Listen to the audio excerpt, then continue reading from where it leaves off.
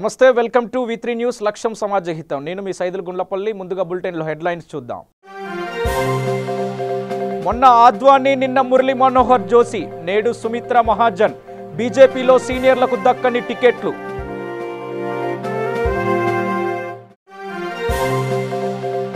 రెండు రోజులుగా రికార్డు స్థాయిలో పెరుగుతున్న ఉష్ణోగ్రతలు బాణుడి బగబగలకు పగటిపూట రోడ్డు ఎక్కాలంటే బెంబేలెత్తుతున్న జనం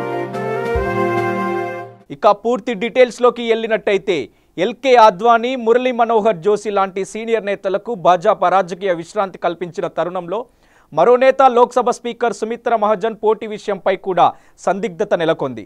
ఈ నేపథ్యంలో ఆమె మాట్లాడుతూ గతంలో ఎప్పుడు పార్టీని టికెట్ కొనలేదని ఆమె అన్నారు. ఇక పార్టీయే తనను ఎన్నికల బరిలో నిలుపుతుందని కూడా తెలిపారు. తాను ప్రాతినిధ్యం వహిస్తున్న ఇండోర్ టికెట్ కేటాయింపులో జాప్యం జరుగుతుండడంపై ఆమె స్పందించారు. 1989లో తొలిసారి పోటీ చేస్తున్నప్పుడు కూడా నేను పార్టీని టికెట్ కోరలేదని ఇక పార్టీయే నన్ను ఇండోర్ అభ్యర్థిగా ప్రకటించింది అని కూడా మహాజన్ తెలిపారు. ఇండోర్ నుంచి ఎన్నికల్లో ఎవరు పోటీ చేయనున్నారన్న దానిపై స్పందిస్తూ భాజపా నాయకత్వం దృష్టిలో ఇంకా ఏదో ఉన్నట్లుంది. ఈ విషయంపై పార్టీ నుంచి ఒక ప్రకటన వెలువడే వరకు కూడా నేను స్పందించదలుచుకోలేదని కూడా అన్నారు. ఇండోర్ పై పోటీ విషయంలో ఇప్పటి వరకు కూడా పార్టీతో చర్చించలేదని సుమిత్రా మహాజన్ తెలిపారు. అభ్యర్థుల్ని ఎంపిక చేస్తే నిర్ణయం పార్టీదేనని ఇండోర్ విషయంలోనూ సరైన సమయంలో పార్టీ తగు నిర్ణయం తీసుకుంటుందని కూడా భావిస్తున్నానన్నారు. ఇండోర్ బరిలో పలువురు స్థానిక నేతల పేర్లను పరిశీలిస్తున్నట్లు వార్తలు వస్తున్న నేపథ్యంలో సుమిత్రా మహాజన్ వ్యాఖ్యలు ప్రాధాన్యం సంతరించుకున్నాయి.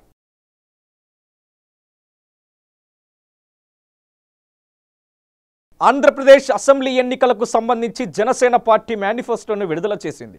విభాగాల వారీగా ప్రజలకు ఏం చేస్తామో పేర్కొంది. రైతులకు 8,000 పెట్టుబడి సాయం, 60 ఏళ్లు పైబడిన రైతులకు పెన్షన్ ప్రకటించింది. ఇక రాయలసీమ, ఉత్తరాంధ్ర, కోస్తాంధ్ర ఇలా ప్రాంతాల వారీగా చేపట్టబోయే అభివృద్ధి కార్యక్రమాలను పేర్కొంది. 1 నుంచి PG వరకు ఉచిత విద్య, ఇంటర్మీడియట్ విద్యార్థులందరికీ కూడా ల్యాప్టాప్లు పంపిణీ వంటివి మేనిఫెస్టోలో పొందుపరిచింది. ప్రతి కుటుంబానికి 10 లక్షల వరకు ఆరోగ్య బీమా కల్పిస్తామని జనసేన హామీ ఇచ్చింది. మహిళలకు 33% రిజర్వేషన్లు, గృహిణీలకు ఉచిత గ్యాస్ సిలిండర్లు, రేషన్కు బదులు మహిళల ఖాతాల్లో 25,000 నుంచి 35,000 వరకు కూడా నగదు జమ వంటి సంక్షేమ పథకాలను ప్రకటించింది.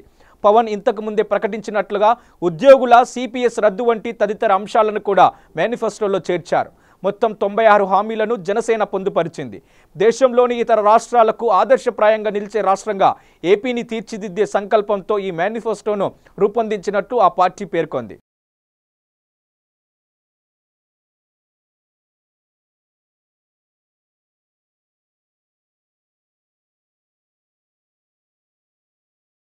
హెరిటేజ్ ఫుడ్స్ వ్యవస్థాపకుల్లో తాను కూడా ఉన్నానని తన వద్ద నుంచి బ్లాంక్ పేపర్లపై సంతకాలు పెట్టించుకున్న చంద్రబాబు తన వాటాను కొట్టేశారని కూడా నటుడు మోహన్ బాబు సంచలన ఆరోపణలు చేశారు. తాను చంద్రబాబు మరో మిత్రుడు కలిసి హెరిటేజ్ని స్థాపించామని చెప్పిన మోహన్ బాబు అధిక పెట్టుబడి తనదేనని, మిగతా ఇద్దరు తక్కువ పెట్టుబడి పెట్టారని అన్నారు. కొన్ని రోజుల తర్వాత తెల్ల కాగితాలపై సంతకాలు చేయమని అడిగారని, ఎందుకని ప్రశ్నిస్తే అప్పట్లో ఏదో చెప్పారని మోహన్ బాబు వ్యాఖ్యానించారు.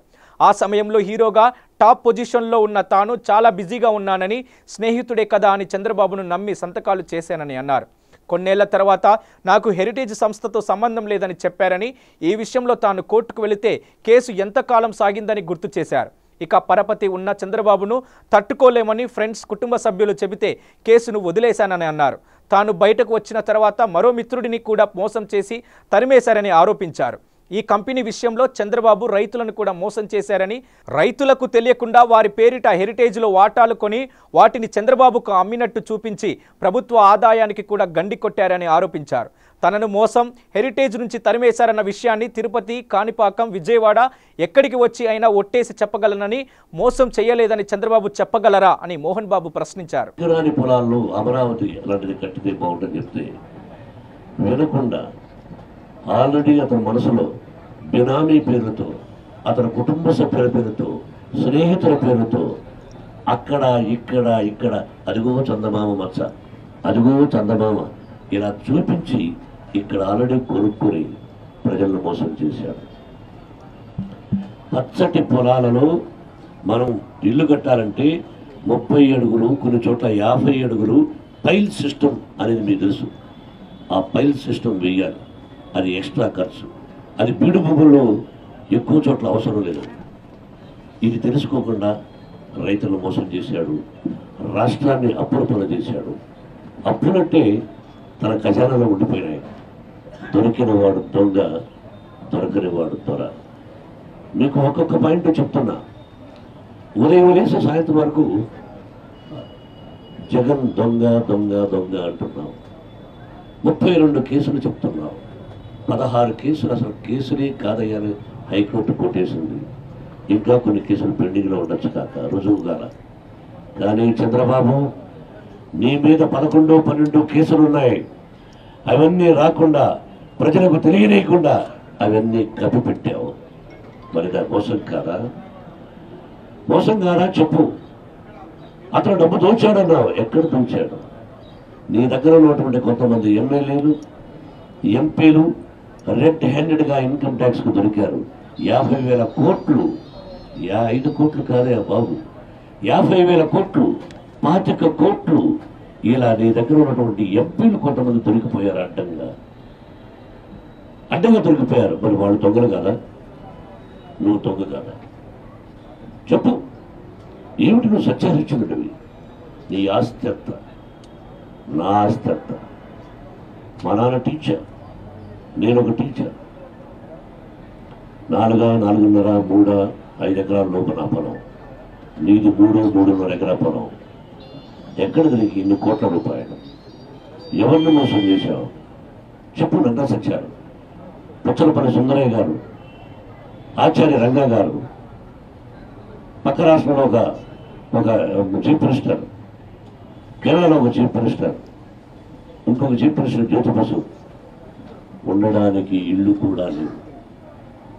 14 సంవత్సరాలు చీఫ్ మినిస్టర్గా పనిచేసిన వ్యక్తికి ఇల్లు కూడా లేదు. తన భార్య టీచరు. వెళ్ళి సిపిఎం. హైదరాబాద్లో 2 రోజులుగా ఉష్ణోగ్రతలు రికార్డు స్థాయిలో పెరుగుతున్నాయి. బానుడి బగబగలకు పగటిపూట రోడ్డెక్కాలంటే జనం బెంబేలెత్తిపోతున్నారు. ఈ సీజన్లో సాధారణ కంటే 3 డిగ్రీల మేర ఉష్ణోగ్రతలు అధికంగా నమోదవుతున్నాయని బేగంపేట వాతావరణ శాఖ అధికారులు తెలిపారు. వరుసగా 4 రోజుల నుంచి 40 డిగ్రీలకు పైన ఉష్ణోగ్రతలు కొనసాగుతున్నాయని, రాత్రి ఉష్ణోగ్రతలు కూడా 26 డిగ్రీలకు ఉండడంతో ఉక్కుబోత నుండి వేసవిని తలపిస్తుంది. ఇక మరో 2 రోజుల పాటు ఉష్ణోగ్రత ఇవే స్థాయిలో కొనసాగుతాయని వాతావరణ శాఖ అధికారులు తెలియజేస్తూ ఉన్నారు.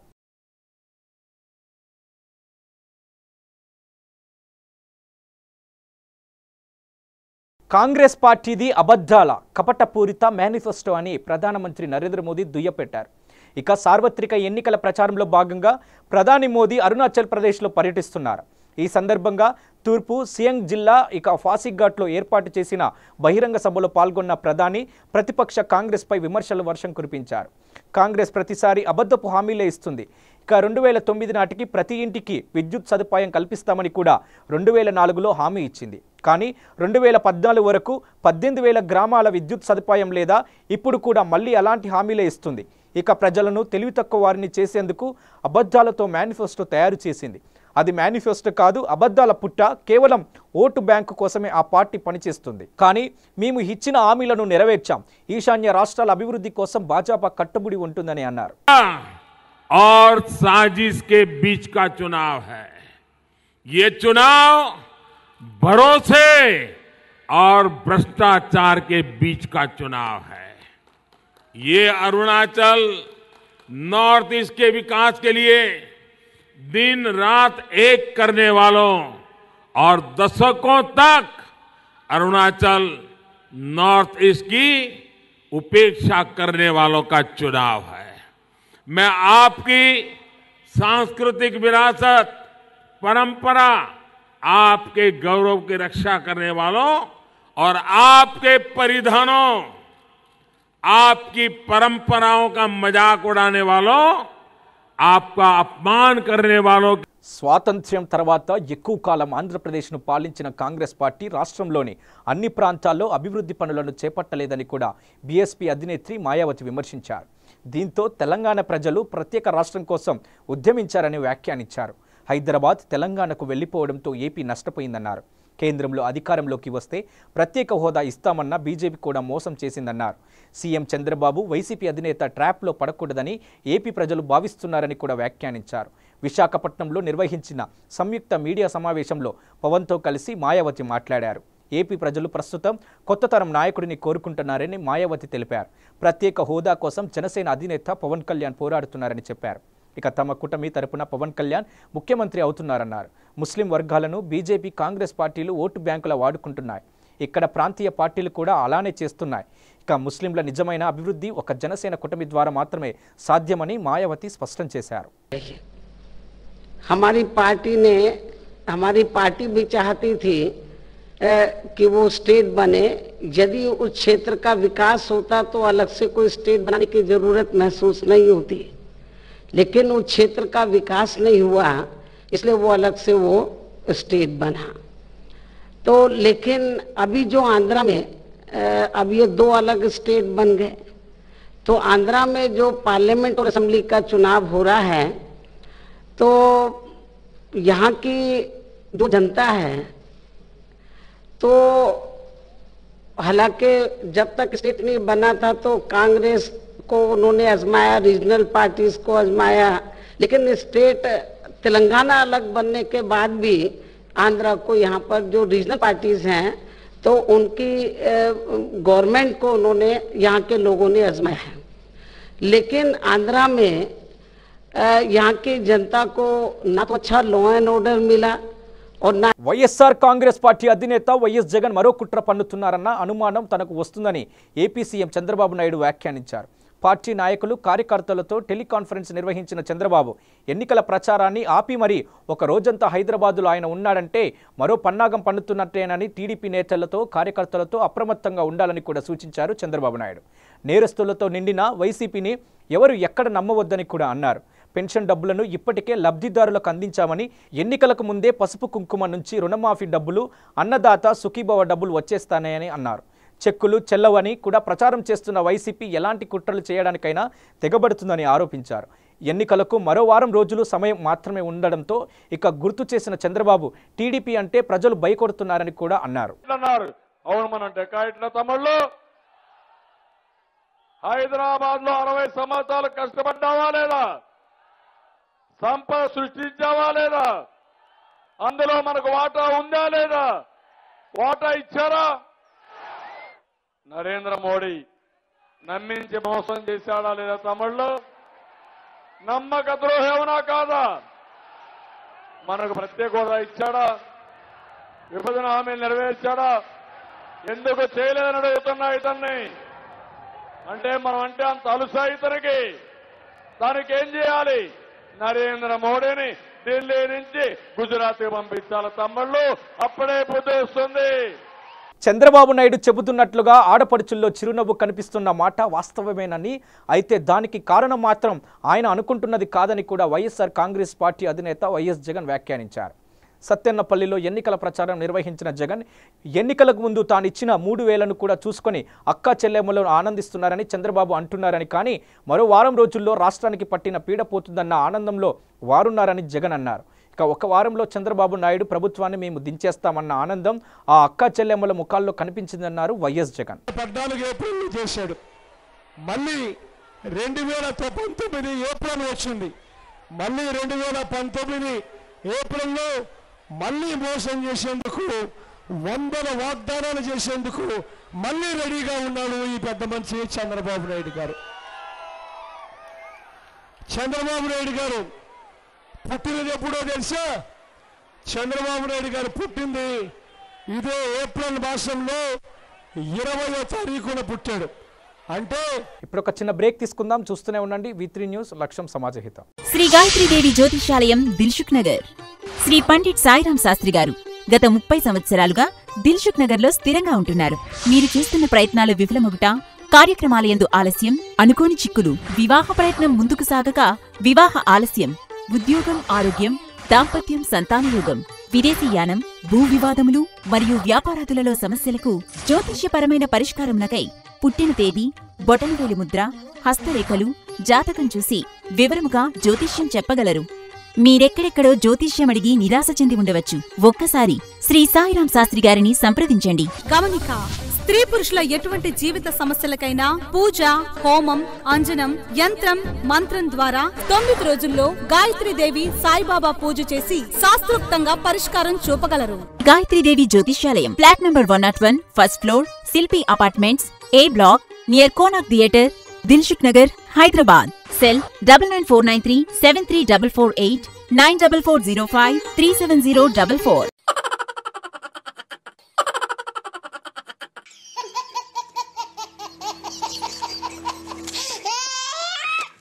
గిలిగిలిగా ప్రతిరోజు ఉదయం 11 గంటలకు, తిరిగి రాత్రి 9:30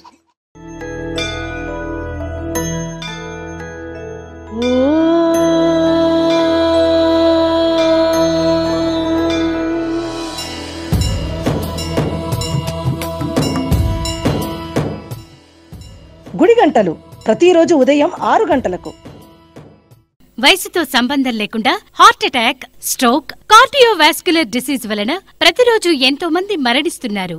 దీనికి కారణం ఆహారపు అలవాట్లు, coronary risk factors, sugar, BP, అధిక కొలెస్ట్రాల్, ఊబకాయం, వ్యాయామం చేయకపోవడం, మానసిక ఒత్తిడి, రక్తనాళాలలో కొవ్వు చేరడం. అయితే గుండె సంబంధిత వ్యాధులు ఉన్నవారికి మరియు భవిష్యత్తులో గుండె సంబంధిత వ్యాధులు రాకుండా ఉండటానికి హార్ట్ ప్లస్ ఔషధం చక్కగా పనిచేస్తుంది. హార్ట్ ప్లస్ ఔషధ శక్తి హృదయ కండరాలను మృదువుగా ఉంచుతుంది. కరోనరీలో రక్త ప్రసరణ సాఫీగా జరిగేట్లు చూస్తుంది. రక్తనాళాల్లో గడ్డకట్టిన రక్తాన్ని కరిగిస్తుంది. గుండె నొప్పి నుండి ఉపశమనం కలిగిస్తుంది. లో బీపీ, హై బీపీ నుండి కాపాడుతుంది. రక్తంలో ఆక్సిజన్ శాతం పెంచుతుంది. ఇది 100% వనమూలికలతో తయారు చేయబడింది. దీనితో ఎటువంటి దుష్ఫలితాలు ఉండవు. ఇది హృద్రోగులకు దివ్యౌషధం. ఇప్పుడే ఆర్డర్ చేయండి. Cell 8099999242. Welcome back to V3 news. Chandrababu కోరికను తదాస్తు దేవతలు విన్నారని కూడా, ఆయన శాశ్వతంగా మనవడితో ఆడుకునే అవకాశాన్ని ఇవ్వబోతున్నారని కూడా ఏపీ బీజేపీ అధ్యక్షుడు కన్నా లక్ష్మీనారాయణ వ్యాఖ్యానించారు. నిన్న చంద్రబాబు ఎన్నికల ప్రచార సభలో చంద్రబాబు మాట్లాడుతూ తనకు పదవి పోతే భార్య, కుమారుడు, మనవడు ఉన్నారని, మోదీకి ఎవరున్నారని ప్రశ్నించిన సంగతి తెలిసిందే. ఇక బాబు వాక్యాలపై సెటైర్ వేసిన కన్నా, అదిరిందయా చంద్రం, ఎన్నాళ్లకు మీ 40 ఏళ్ల అనుభవంతో మీ భవిష్యత్తుని సరిగ్గా అంచనా వేసుకున్నారు. ఇక తదాస్తు దేవతలు తప్పక మీ కోరిక నెరవేరుస్తారు. మీ విషయంలో ప్రజలు కూడా అదే భావనతో ఉన్నారు. ఇక మరో వారం తరువాత శాశ్వతంగా మీరు మనవడితో పూర్తి సమయం ఆడుకునే అవకాశం కూడా ఇవ్వబోతున్నారని అన్నారు. పసుపు కుంకుమ డబ్బులు ఆపాలని వైకాపా నేతలు హైకోర్టులో పిటిషన్లు వేయడంపై ముఖ్యమంత్రి చంద్రబాబు ఆగ్రహం వ్యక్తం చేశారు. మహిళలకిచ్చే పసుపు కుంకుమ ఎవరైనా అడ్డుకుంటారా అని మండిపడ్డారు. కేంద్రం ఇచ్చే డబ్బులు ఆగకూడదు గాని రాష్ట్రం ఇచ్చే డబ్బులు ఎందుకు ఆపాలని ప్రశ్నించారు. అద్దె మైకులు, వలస పక్షులు వైకాపాకు మద్దతుగా ప్రచారం చేస్తున్నారని, ఎన్నికలు కాగానే అందరూ హైదరాబాద్ చెక్కేస్తారని అన్నారు. ఈ మేరకు పార్టీ నేతలు కార్యకర్తలతో మంగళవారం ఆయన టెలికాన్ఫరెన్స్ నిర్వహించారు. కేసీఆర్ బెదిరింపుల వల్లే సినీ నటులు జగన్ వద్దకు క్యూ కడుతున్నారని చంద్రబాబు అన్నారు. హైదరాబాద్లో ఆస్తులు కాపాడుకోవడం కోసమే వైకాపా కండువలు కప్పుకుంటున్నారని దుయ్యపట్టారు.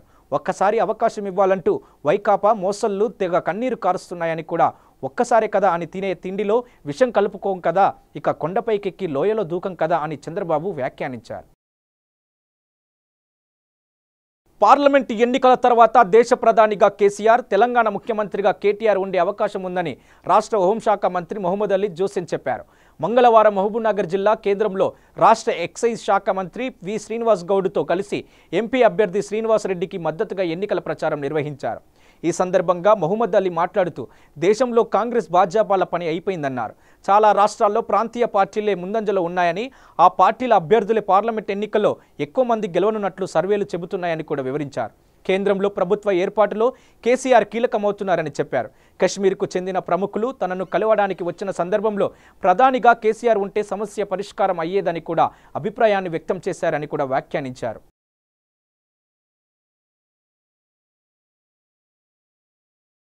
కాళేశ్వరం ప్రాజెక్టు నిర్మాణం తుది దశకు వచ్చిందని, ఈ ప్రాజెక్టు పూర్తయితే యాదాద్రి జిల్లాలో 10 లక్షల ఎకరాలకు సాగునీరు అందుతుందని కూడా, పొలాలు పచ్చగా మారుతాయని సీఎం కేసీఆర్ అన్నారు. భువనగిరిలో నిర్వహించిన టీఆర్ఎస్ బహిరంగ సభలో ఆయన మాట్లాడుతూ కాళేశ్వరం ప్రాజెక్టు పూర్తయితే ఏడాదిలో 10 నెలల పాటు కాల్వల్లో నీళ్లు పుష్కలంగా ఉంటాయని కూడా చెప్పారు. ఇక డిండి ప్రాజెక్టు నుంచి నీటిని తరలించే ఇబ్రాహీంపట్నం చెరువు నింపుతామని హామీ ఇచ్చారు. మరో 3 నెలల్లో మిషన్ భగీరథ ద్వారా ఇంటింటికి మంచినీరు అందుతుందని అన్నారు. యాదాద్రి రూపురేఖలు మారుతున్నాయని కూడా ప్రపంచ స్థాయి ఆధ్యాత్మిక పర్యాటక కేంద్రంగా మారుస్తానని కూడా అన్నారు. ఇక ఈ సందర్భంగా బీజేపీ కాంగ్రెస్ పార్టీలపై ఆయన మండిపడ్డారు. పేపర్లలో ఏదైతే రోజు చూస్తున్నారో ఆ ప్రాజెక్టు నిర్మాణం దగ్గర పడ్డది. గోదావరి నది మీద బ్యారేజీలు అయిపోయినాయి. బహుశా నేను అనుకోవడం జూన్లో కాకపోతే జూలై నెలలో అక్కడ స్విచ్ ఒత్తి అది ఆన్ అవుతా ఉంది. అయిపోయిన వెంటనే ఇక్కడ మన భువనగిరి నియోజకవర్గానికి నక్కరేకల్ నియోజకవర్గానికి నీళ్లు ఇవ్వడానికి మన యొక్క Baswapur project 11 టీఎంసీలతోని Baswapur project reservoir నిర్మాణం అవుతా ఉంది. గంధమాల రిజర్వాయర్ ఆలేరు ప్రాంతంలో నిర్మాణం అవుతా ఉంది. తెలంగాణ ఆర్యవైశ్య వికాస మహిళ ఆధ్వర్యంలో హైదరాబాద్ కర్మన్ఘట్లోని మహిళా వ్యాపారవేత్తలకు పురస్కారాలు అందజేశారు. తెలంగాణ రాష్ట్ర వ్యాప్తంగా అన్ని జిల్లాల్లో ఉన్న 102 మంది ఉత్తమ మహిళల వ్యాపారవేత్తలకు ఎంపిక చేసి ఘనంగా సత్కరించారు. ఈ కార్యక్రమానికి ముఖ్య అతిథిగా విచ్చేసిన తమిళనాడు మాజీ గవర్నర్ కొనిజేటి రోషయ్య మాట్లాడుతూ మహిళల్ని కూడా పురుషులతో పాటు వ్యాపారంలో ప్రోత్సహిస్తే కుటుంబానికి చేదోడు వాదోడుగా ఉంటాడని తెలిపారు. మహిళలను కూడా పురుషులతో పాటు వ్యాపారంలో ప్రోత్సహిస్తే కుటుంబానికి చేదోడు వాదోడుగా ఉంటారని కూడా తెలిపారు. తెలంగాణ ఆర్యవైశ్య మహిళా మహాసభ అధ్యక్షురాలు ఉప్పల శారద, కోశాధికారి కల్వ సుజాత, జనరల్ సెక్రటరీలు కాచం సుష్మా గారు ఇక ఇతర మహిళా సభ్యులు పాల్గొన్నారు.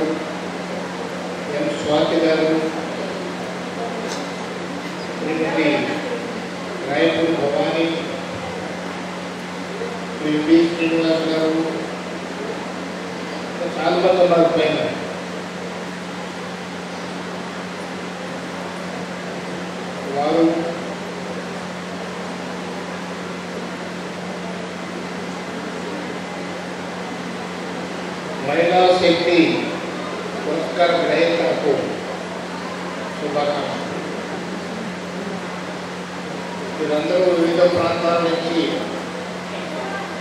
హైదరాబాద్లో విచ్చేశారు. హైదరాబాద్ రావడమే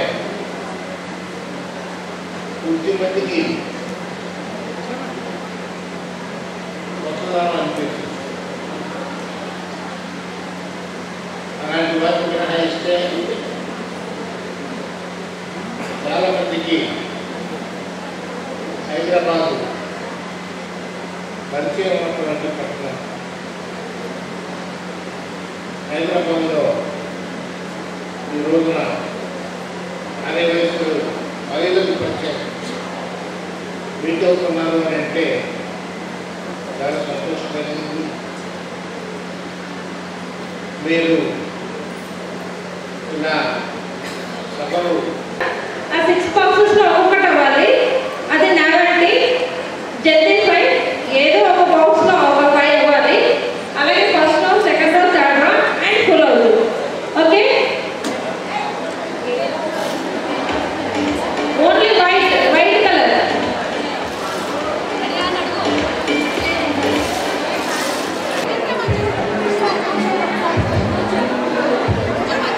ఇప్పుడు ఇంకా శారీ రౌండ్, గోల్డ్ రౌండ్, కమ్మలు చాలా ఉన్నాయి. అసలు కమ్మల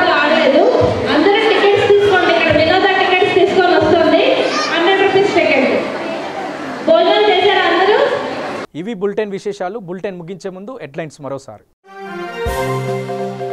మొన్న ఆద్వానీ, నిన్న మురళీ మనోహర్ జోషి, నేడు సుమిత్రా మహాజన్. బీజేపీలో సీనియర్లకు దక్కని టికెట్లు.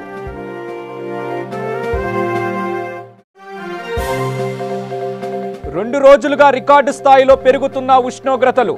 బాణుడి బగబగలకు పగటిపూట రోడ్డు ఎక్కాలంటే బెంబేలెత్తుతున్న జనం. ఇవి బులెటిన్ విశేషాలు. చూస్తూనే ఉండండి V3 న్యూస్. లక్ష్యం సమాజహితం.